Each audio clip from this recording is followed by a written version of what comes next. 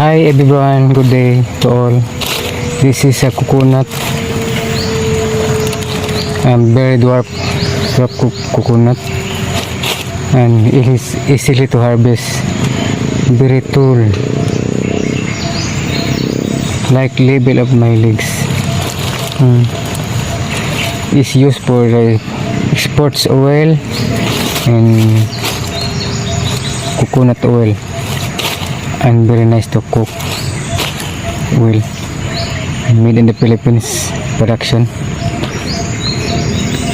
and easy to money, and more fruits for the good organic fertilizer,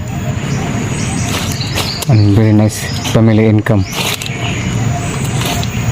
and in supporting your son, your daughter with school. That's the secret of the native farmers. Thank you for watching. I am Bonifacio Moraldi and live in the Philippines. Thank you for watching again.